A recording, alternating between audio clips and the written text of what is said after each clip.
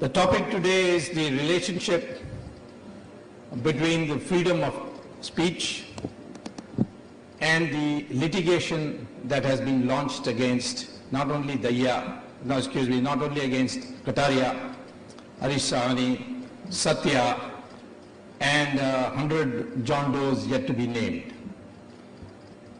Indeed, if Kataria and Sahani had not fought and Satya had decided to join them, it would be only a matter of time before they would have, as Dr. Cooker pointed out, included all those who were opposing the present dispensation in our country. All those who are likely to be opponents of Ms. Sonia Gandhi. Of course, opponents here. I'm ready to oppose her all the time, but she doesn't want to take me to court because I don't need lawyers. I argue myself, and I use the court as a forum to argue the points that I've been saying in public. But because she thinks that you are busy people, you don't like the harassment of going to court, you don't want to waste your time on these peripheral matters, and going to court and sitting there for the day is a big harassment, and therefore you would surrender, and having surrendered, you would be an example for others, and the others would say, look what happened to these people, we don't want to get into this, better we keep our silence, let them loot the country, let them ruin the country. What we are sitting here in America, why should we oppose it? Let me remind you, the overseas Indians, particularly in the United States, played a major role in the restoration of democracy in the emergency. I had come here to argue the same question people used to ask us. We'll be targeted. Our passports will be cancelled. What is it that we can do here when you can't do it in India? I said, you have the freedom here to speak. Exercise it. It will develop its own momentum. And in the end, Mrs. Gandhi herself told me later on when she was re-elected in 1980, and she wanted a favor from me in dealing with China. At that time, I was chit-chatting with her and asked her about the emergency, and asked her, why did you do this foolish thing of declaring an election which defeated you? She said, the campaign let loose by the Indians abroad had spoiled my name all over the world, and that I could not continue forever without an election. That's why I did it. So the credit goes to you overseas Indians for the democracy, and today that same democracy is being threatened here. The connection between the freedom of speech and the Overseas Congress filing a defamation suit has been established by precedents in the American law. After all, what Sahni did was and his friends did, what Kataria did and others did, was to cooperate with people like Satya to put an ad in the New York Times. What has this got to do with freedom of speech? After all, you did exercise your freedom of speech by putting an ad. And now you're being made accountable for it. How does freedom of speech get threatened because somebody files a suit? A question can be asked. This precise question was raised in 1964 when the New York Times published an ad, like in this case, an ad about civil rights abuses in Alabama, and particularly targeting the police commissioner of the capital of Alabama. And that police commissioner went and filed a suit in the lower courts. And he claimed damages of $10 million. Those days, $10 million is probably more than $100 million today. The lower courts gave him the order, imposed the cost on New York Times of $10 million. They went and appealed to the state Supreme Court. State Supreme Court said, no, you have to pay. So they went to the Supreme Court finally and became the most classic and the most fundamental of cases called the New York Times versus the state of Alabama, the police commissioner of the state of Alabama. And this case is now laid the foundation for how to deal with defamation suits in the United States. In that, the Supreme Court said that publishing an advertisement against a public official is only defamatory if the public official first proves that what is stated there is false. First. Second, the public official also proves that the New York Times knew it was false and yet published it.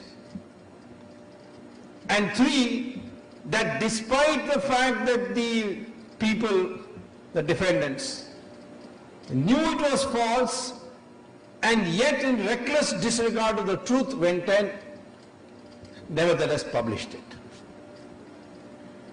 Now they asked the police commissioner, can you prove that? So therefore the case they set aside and said, go back to the court and start all over again and prove that the New York Times advertisement was false. This of course the police commissioner couldn't do. Subsequently, this New York Times standard, which is called actual malice, it is a technical term, but don't you confuse it with the dictionary meaning of malice. Actual malice means knowing something to be false, in utter disregard of the truth, nevertheless publishing it. That is called actual malice. New York Times, after the New York Times judgment, the Supreme Court in a number of cases has extended the concept of public official to public figure, basketball player, public figure, lawyer appearing in a public case, public figure. You can even slander a lawyer, provided you can show that the occasion was a public occasion. So a number of, it's been widened and widened and widened. And Sonia Gandhi comes in the category of a public figure without any doubt. And therefore, if this case has to be at all won, leave aside all the technical points very validly raised by Daya. If even those technical points are set aside, if the case goes on, Sonia Gandhi has to prove by herself coming on the witness box, has to prove that whatever was written in that New York Times advertisement was not only false, but all those John Does knew it was false and yet they went and published it. Can she prove it? This is what the New York Times said. At the pain of litigation, at the pain of being sued for what you speak, if public figures are allowed to go to court and sue for defamation, then it will have a chilling effect on public debate. And democracy runs on public debate. Why are they making a separate category for public officials? In the case of a private person, if he files for defamation, the other side has to prove. The onus is on the other side. If it is a public person, the onus comes on you. Why? Why this reversal of the burden of proof? The reversal is because a public person can call a press conference and say, this is a lie. I challenge the defendants to prove it. Sonia Gandhi could have held a press conference and challenged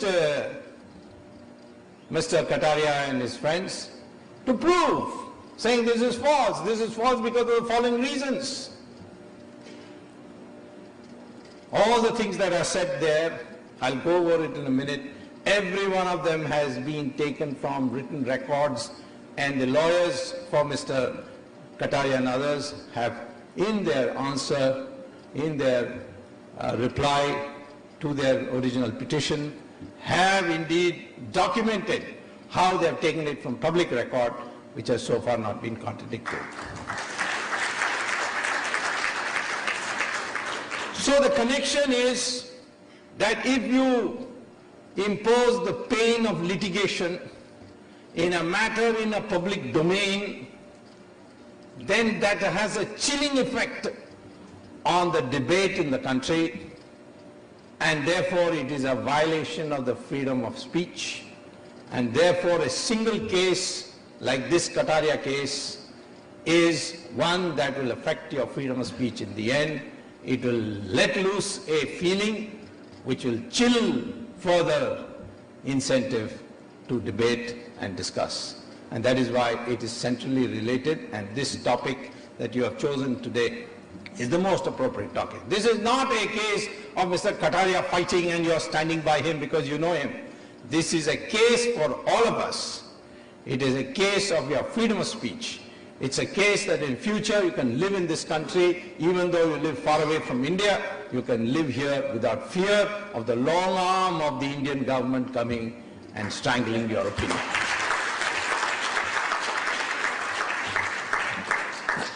Now, I want to know, you may want to know what the charges are. These charges, they have quoted me. Strictly speaking, they should have sued me. I was itching that they would sue me, but I was not sued, because I know how to handle this. Once Ramakrishna Hegde filed a 5 crore defamation suit, a 50 crore defamation suit against me. And I made his life so miserable that finally we withdrew the case. Many, many cases have been filed against me, and that's why finally all lawyers got together and told me, why don't you write a book? I said, I have no time to write a book, but I'll write an article. And if you go to Google and say under my name, you'll see how to fight a defamation case.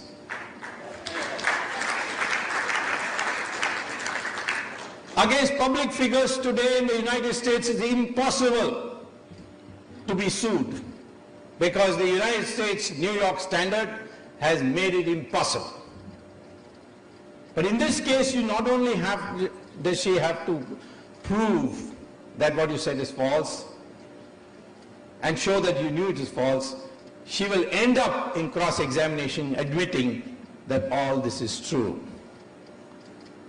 Don't you think that we have a right in this country to know the antecedents, for us to know the antecedents of our leaders in our country? You have a right. Sonia Gandhi, is that her real name? Sonia Gandhi, is that her real name? Her birth certificate says her name is Antonia Maino. Her passport application, Indian passport application, also gives the name as Antonia Maino. So why is this name Sonia Gandhi being used? All right, Gandhi I can understand, she married Rajiv. But why Sonia? Because Sonia is not even an Italian name. It's a Russian name. Antonia is an Italian name. So why is Sonia Gandhi's name, why has she taken the name Sonia? Where did this come? Lots of rumors are spread. But the reason is that her father was in jail for 4 years as a prisoner of war. He had signed up with Hitler's army. Hitler's army went into Russia. So in Vladimir, near St. Petersburg, he was taken prisoner and kept in jail for 4 years.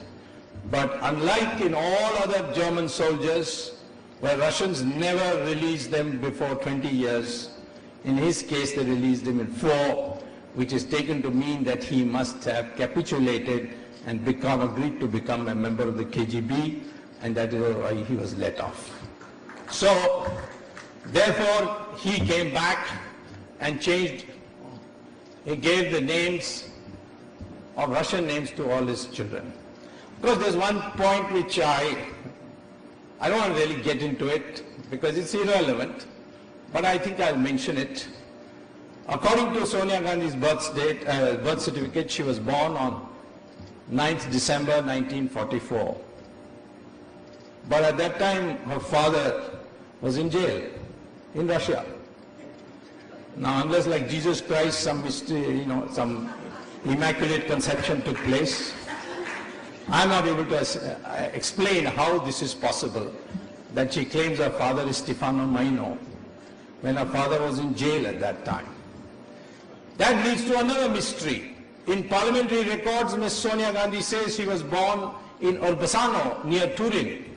But the birth certificate says she was born in Louisiana, which is on the border with Switzerland. It was a resort town for the German soldiers during war. So why should you hide your place of birth unless you don't want your birth certificate to be known or you don't want people to investigate? So I leave that as an area of speculation which not connected with the... Of course, if she comes on court cross-examination, then the lawyers have a legitimate right to ask her, where were you born, on which date, who is your father, and where was he at that time. These are all permitted cross-examination.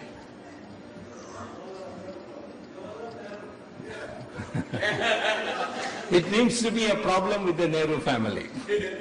Nobody knows who is his father and who is his mother. Now, another thing is says that Sonia Gandhi faked her degree, Cambridge University. Is that wrong? I got a letter from the University of Cambridge.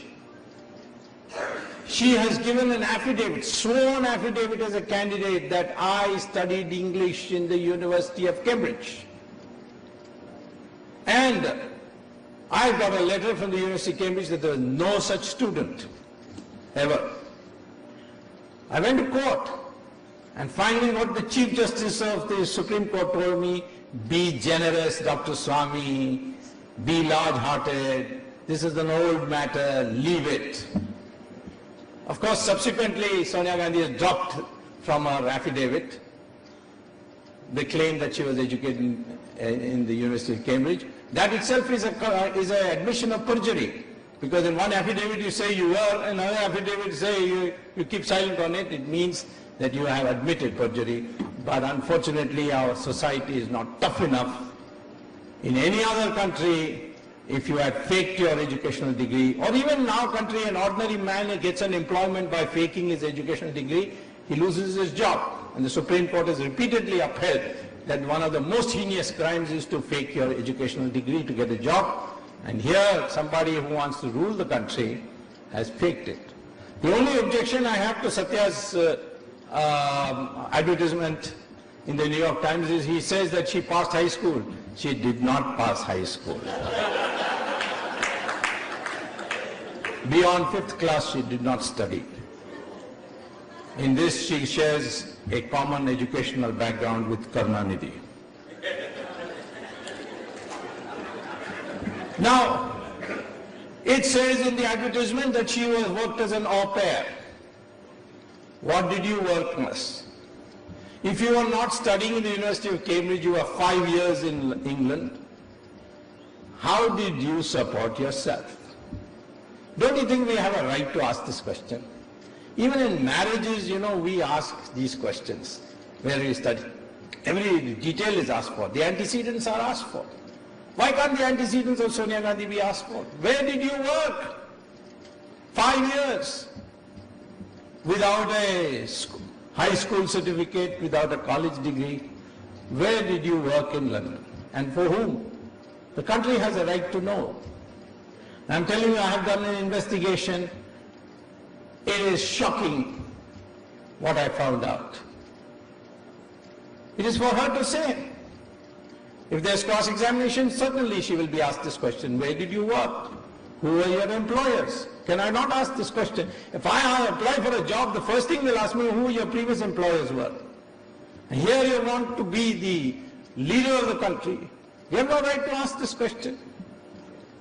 For that, they are putting a defamation case in order to silence you, so that you won't ask these questions again. In the citizenship question, is she a citizen of India? She is a registered citizen. she got the citizenship by registration. Of course, after almost 18 years, after being in India. But in the form which I got a photostat copy, which is there in my website, I've scanned it. It says, have you renounced your citizenship of that is Italy? And what does Sonia Gandhi write? Not applicable. Why? How can you write that? A junior officer objects to that. Says, no, you can't write that. You have to present a certificate from your government to say that you have renounced your Italian citizenship. She produces a letter from the ambassador of Italy in Delhi saying that Sonia Gandhi has informed us that she has renounced her citizenship. And Indira Gandhi orders that should be accepted. Under Section 10 of the Citizenship Act, any irregularity found at any time in the citizenship forms filled out by the person is an offense and can lead to the cancellation of citizenship.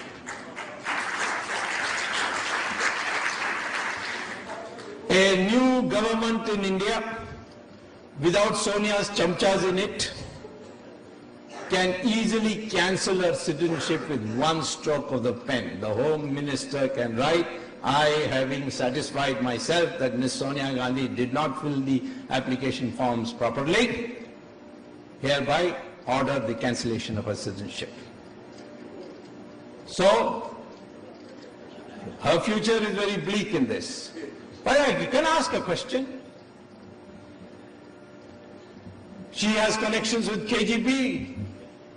Well, I told you, her father was in jail. She has been accused by a person who was appointed as a member of a commission to investigate KGB affairs in Russia by President Yeltsin, who then wrote a book in which he said Rajiv Gandhi and her family were regular recipients of KGB money. And they were paid through companies set up by the family. It's there in black and white in Yevgeny Albat's book, The State Within State, the role of KGB in Russia. It's there in writing. And Yevgeny Albat came to Harvard to get a PhD, and I ran into her because every year I go to teach, and I saw her. I asked her. She said, yes, I saw the documents.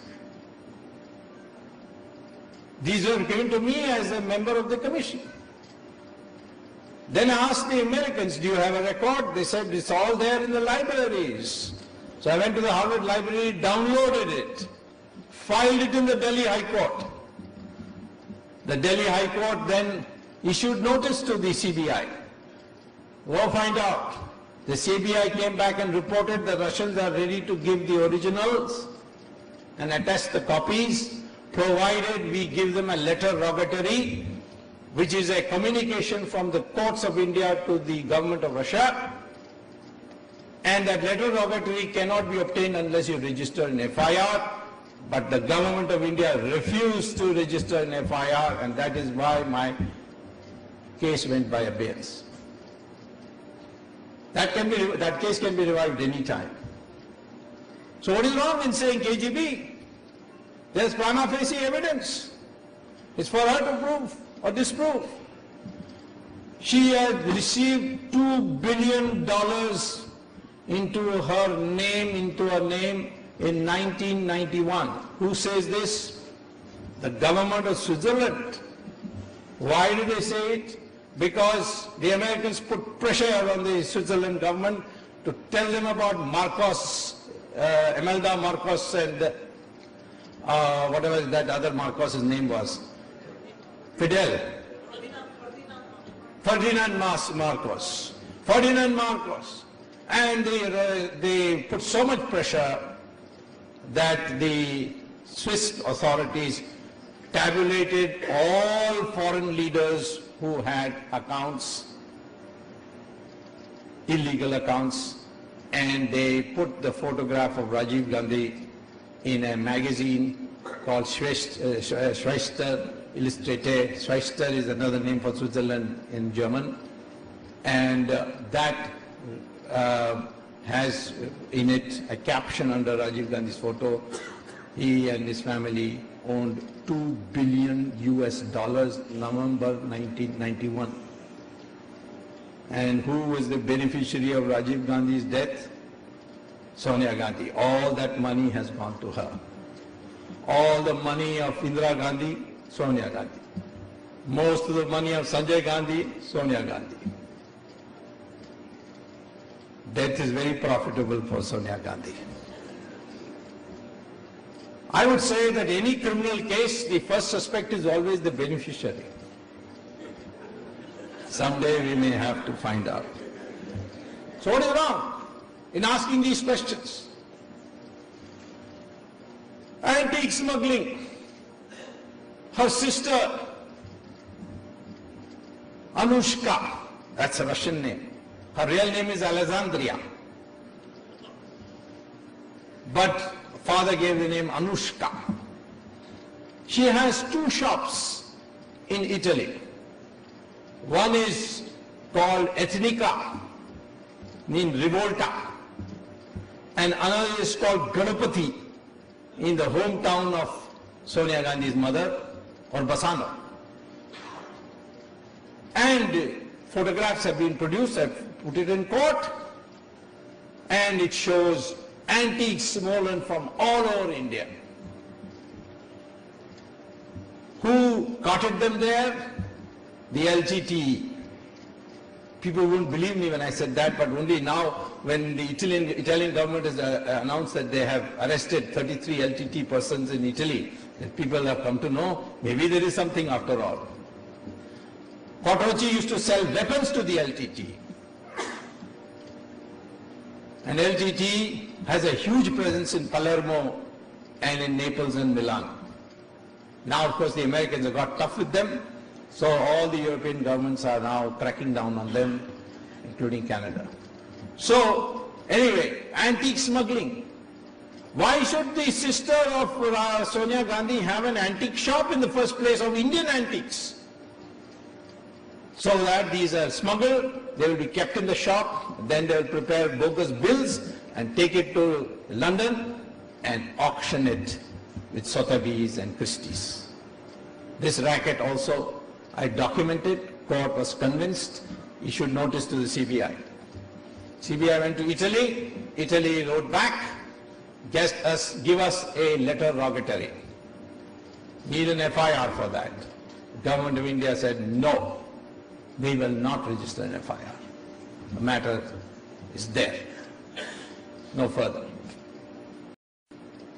So these are things which should shock you. Our own national wealth being squandered like this, taken abroad, stolen, put on Air India flights, using your government power to see it is not inspected.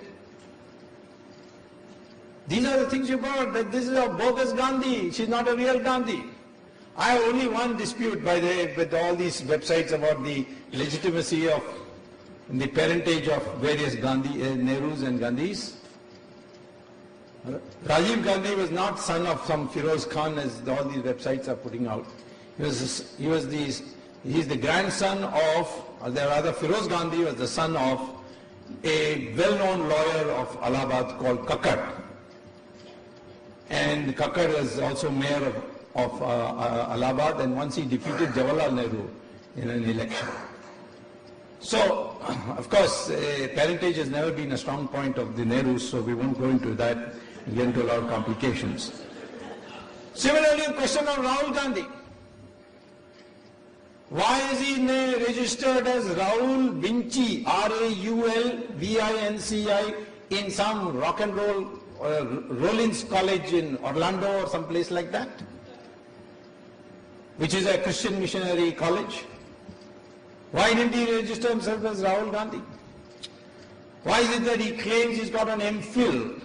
His name is not there as a student also. Then his name is not there in the exam and the registrar's office of those who have taken exam. For the year he has mentioned, 95.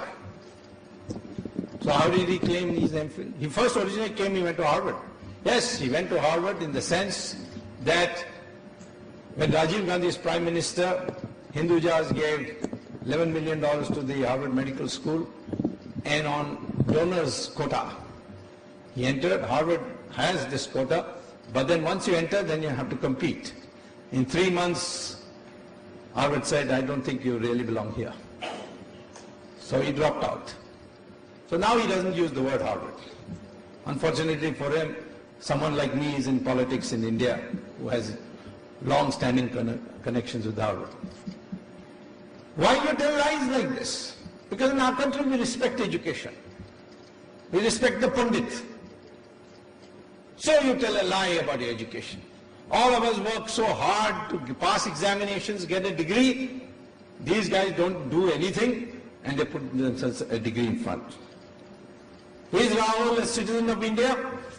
Well, he was born in India. But then the Italian law says that if your mother is an Italian citizen at the time of your birth, which is 1970, which time Sonia Gandhi was a citizen, then you automatically become a citizen of Italy. And the law in India says you cannot be a citizen of India unless you renounce the citizenship of another country. Rahul Gandhi has never renounced that citizenship because you are required by law to declare and give a certificate from the Italian government, I have renounced my citizenship. In fact, he uses an Italian passport in the name of Rahul Vinci. Any time tomorrow a government comes to power which is doesn't have their sycophants in that government, or those who are blackmailed by them in the government, then you will see Rahul Gandhi also, you can send him off saying, you are not a citizen of India. One of the things that they have secretly kept, which I have fortunately got now, Rahul Gandhi had gone and got admission in St. Stephen's College on 2 grounds. A, he was a Christian in record, and B, he was a marksman rifle shooter. So on the sportsman quota he was given admission, not on grades. But he failed there because he couldn't pass the Hindi exam. And he is representing the state of Uttar Pradesh today. This is the person who needs to be shown that he has nothing to do with Gandhi. Gandhi was a man who became barrister, made a name as a lawyer in South Africa, gave it all up for the country. And you come with using that name. The Indians have a right to say you are an imposter, you don't belong here.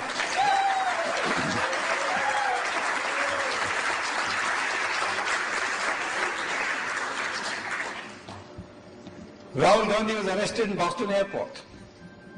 He had $160,000 in cash. In the United States, you can't enter with $10,000, more than $10,000 without declaring it. He didn't declare it. Got caught. He had with him a friend by name Veronique Cartelli, citizen, passport holder of Spain, father Colombian. Cartelli means drug mafia. And he had something else with him, which has not been identified. The FBI arrested him. 27th September 2001. They said the SPG, which they have, this, like the royal family, all the families, including their dogs, get SPG cover. So the SPG said, no, he's the son of the former Prime Minister. The FBI said, we don't care. Broken the law. 9 hours they kept him. The government of India intervened. Condoleezza Rice was told this would affect the Indo-US relationship. And then the FBI was told, let him go.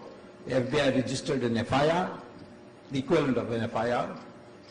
I don't know what they call it here, criminal case or whatever.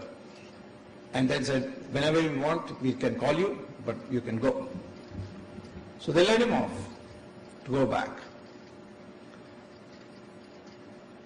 I wrote, my friends here filed a Right to Information or Freedom of Information Act application with the FBI. FBI said, we'll give you these records, provided you get a no objection certificate from Rahul Gandhi because it's personal to him.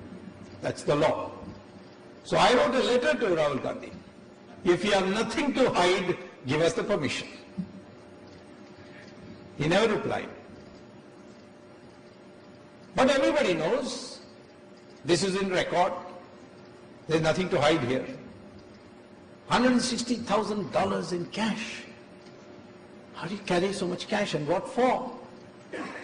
The only thing to we Indians have a right to know whether Rahul Gandhi is married or not.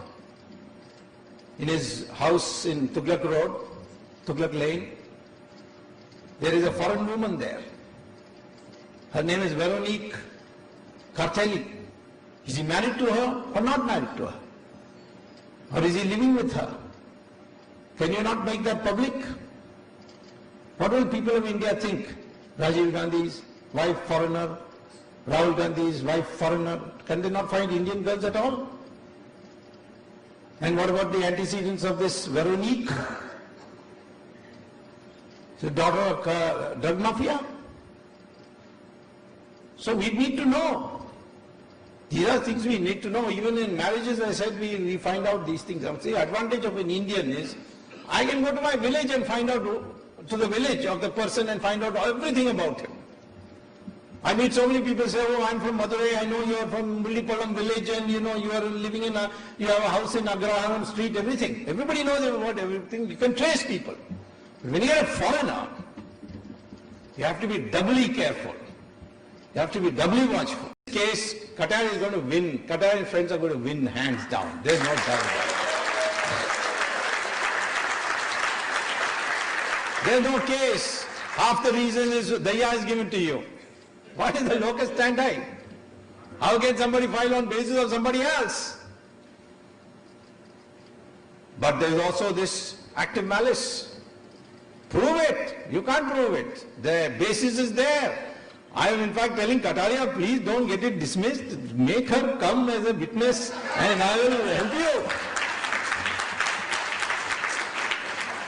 But it may not be possible because the judges also say, why should we waste time? Yes, perhaps it's possible. I don't know in American law, but in Indian law and British law, if you file $100 million suit and it turns out to be vexatious, turns out to be without basis, then certainly 10 million you will get. $10 million as cost. American law is a little more complicated, but still it was worth examining. In the end, Surendra Malhotra should be asked to pay from his own pocket because I'll tell you, Sonia Gandhi's mentality, the moment Surendra Malhotra will start losing, they will expel him saying that it's unauthorized he did, he has nothing to do with the Congress party. They will disassociate themselves. So those of you who are friends of Sonia Malhotra, tell him that he will be the Balika Bakra.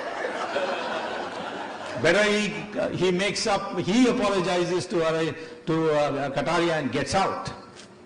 But Kataria has to fight, Sahani has to fight, Satya has to fight. That means going to court, hiring lawyers. They have hired very first-class lawyers, really good lawyers, Kornstein and company, very good people, very committed, very well read. Many of them have got Harvard law degrees. And I was impressed because I met them. They invited me as a consultant and I had a session with them. But they cost money. They are not going to do free. They'll cost money. If these people actually fight it out, there will be an appeal. They'll go all the way to Supreme Court. It will be a big budget. So this is your fight. And therefore when you start donating, donate liberally. Because this is a fight to the finish. You establish this time that you cannot file such cases. Never again such cases will be filed by anybody. This will be the outcome. Just as I have proved in India that after Ramakrishna Hegde had to humiliate himself by withdrawing the case, since then nobody is daring to file cases even though I make statements. Of course I never make irresponsible statements. I back them with data. You have to establish these lampposts. After the New York Times standard, nobody dares to file cases against the media in this country because they know that the New York Times standard is there in the background. Same way, this time also, if this happens, the people in India will know that through the Consul General and through the ambassador and through by using their levers, they cannot blackmail the Indian community into submission, and this will be therefore a fight for liberation, and this fight you must fight with all that you can spare, back them fully all the way, and not only at moments of high, but even when this routine court case fighting is going on, support them and see that they win